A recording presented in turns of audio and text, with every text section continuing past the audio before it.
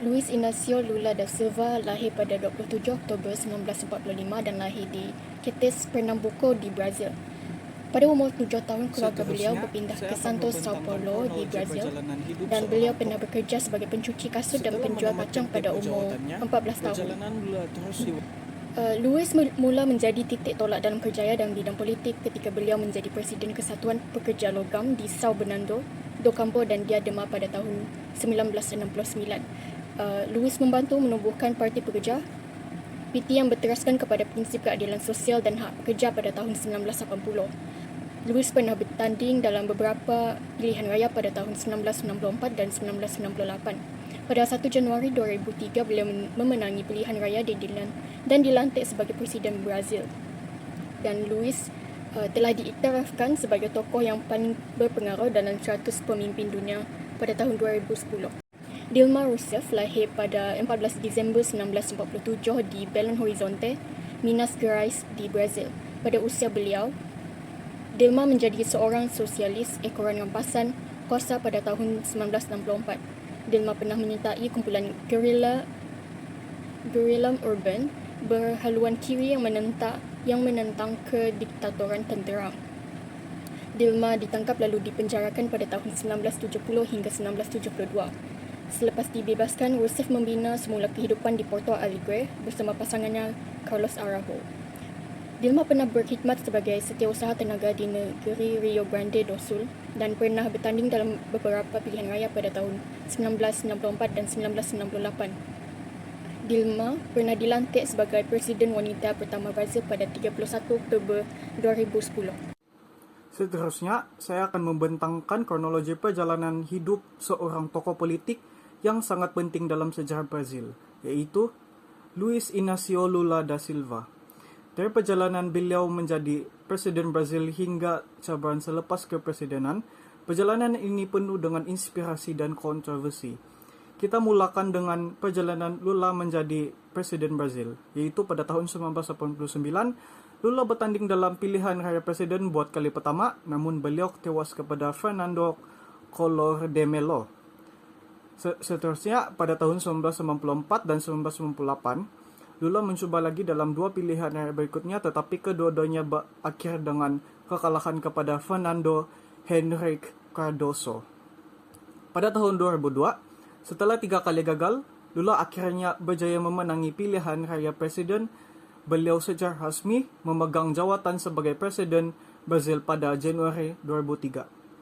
Pada tahun 2006, Lula dipilih semula untuk panggal kedua, memimpin dari tahun 2007 hingga 2011. Di bawah kepimpinannya, Brazil mencatat pertumbuhan ekonomi pesat dan program sosial seperti Bolsa Familia berjaya membantu berjuta-juta rakyat keluar daripada kemiskinan. Setelah menamatkan tempo jawatannya, perjalanan Lula terus diwarnai dengan cabaran besar. Pada tahun 2011, Lula menamatkan jawatannya dengan popularitas yang tinggi dan menyerahkan kepemimpinan kepada Dilma Rousseff yang merupakan bekas ketua kaki tangannya. Semuanya bermula pada tahun 2014, Brazil dilanda skandal besar dikenali sebagai Operasi Car Wash. Skandal ini membabitkan tuduhan rasuah melibatkan syarikat minyak negara yaitu Petrobras serta ramai ahli politik dan eksekutif syarikat besar termasuklah Lula sendiri. Pada tahun 2017, Lula disabitkan bersalah atas tuduhan rasuah dan pengubahan wang haram yang berkaitan dengan Petrobras. Beliau dijatuhkan hukuman penjara yang membawa kesan besar pada karier politiknya. Seterusnya pada tahun 2018, beliau dipenjaraan dan dilarang bertanding dalam pilihan raya presiden yang akan datang. Tuduhan ini dianggap bermotifkan politik oleh ramai penyokongnya yang menyatakan ia adalah usaha untuk menghalang Lula daripada kembali ke arena politik. Dan akhir sekali pada tahun 2019, selepas beliau menghabiskan 580 hari di penjara, Mahkamah Agung Brazil membebaskan Lula, memutuskan terdapat ketidakadilan dalam proses perbicaraannya. Dari perspektif saya, kisah Luiz Inácio Lula da Silva ataupun selalunya dipanggil Lula menggambarkan perjuangan seorang pemimpin yang menghadapi pelbagai halangan dalam hidupnya. Daripada kegagalan awal, kejayaan besar sebagai presiden, hingga cabaran politik dan undang-undang selepas tempo jawatan. Beliau tetap menjadi tokoh yang kontroversial tetapi berpengaruh, bukan saja di Brazil, tetapi juga peringkat antara bangsa. Itu daripada saya, terima kasih. Seterusnya kronologi kedua. Kerjaya politik pada tahun awal 2000. Pada tahun 2003 hingga 2010, Dilma Rousseff berkhidmat sebagai Menteri Sumber Mineral dan Tenaga pada tahun 2003 hingga 2005 dan Menteri Keuangan 2005 hingga 2010. Di bawah Presiden Lula, Petrobras yaitu syarikat minyak negara Brazil menjadi penting dalam ekonomi negara. Skandal Petrobras yang terjadi pada tahun 2014 hingga 2015. Pada tahun 2014, skandal rasuah Petrobras, yaitu Operasi Car Wash, meletus, mendedahkan rasuah dan suapan yang melibatkan eksekutif Petrobras, syarikat pembinaan, dan ahli politik. Rousseff walaupun tidak terlibat secara pribadi menghadapi kritikan kerana gagal bertindak terhadap rasuah tersebut. Yang ketiga ialah pemilihan semula dan krisis politik yang terjadi pada tahun 2014. Dilma Rousseff dipilih semula sebagai Presiden Brazil pada tahun 2014 dalam pilihan raya yang sengit. Namun, tempo kedua pemerintahannya bermula dengan cabaran besar, termasuk kelembapan ekonomi, inflasi tinggi dan penurunan populariti. Para pembangkang mula mendesak pemecatan Rousseff dengan alasan bahawa beliau bertanggungjawab terhadap pengurusan ekonomi yang lemah dan skandal rasuah yang merosakkan kepercayaan rakyat terhadap kerajaan. Yang terakhir sekali ialah proses pendakwaan dan pemecatan yang terjadi pada tahun 2015 hingga 2016. Pada tahun 2015, Rousseff dituduh memanipulasi akaun kewangan kerajaan untuk menutup defisit fizikal sebelum pilihan raya 2014. Satu tindakan yang dikenali sebagai pedaladas facias. Tuduhan ini menjadi asas kepada proses pendakwaan terhadapnya.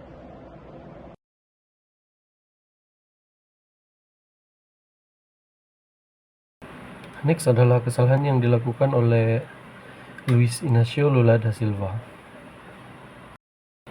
Antara kesalahan yang dilakukan oleh beliau adalah operasi Lava Jato dan penyelewengan duit. Untuk operasi Lava Jato ini yang lebih dikenali sebagai operasi Car Wash, dia bermula pada tahun 2014 di mana satu siasatan penyelewengan duit oleh kedai cuci kereta yang kecil di Brazil sehingga terbongkarnya kes yang lebih besar. Pas itu mereka ini menerima suapan dari syarikat-syarikat besar sebagai balasan kontrak yang mampu menguntungkan syarikat minyak negara Petrobras. Bagi penyelewengan duit pula, beliau telah menerima sebanyak 2,02 bilion dalam bentuk rasuah. Itu rasuah yang diterima ini biasanya dari firma kejuruteraan OS SE atas bantuan beliau dalam memenangi kontrak dengan syarikat minyak negara tersebut.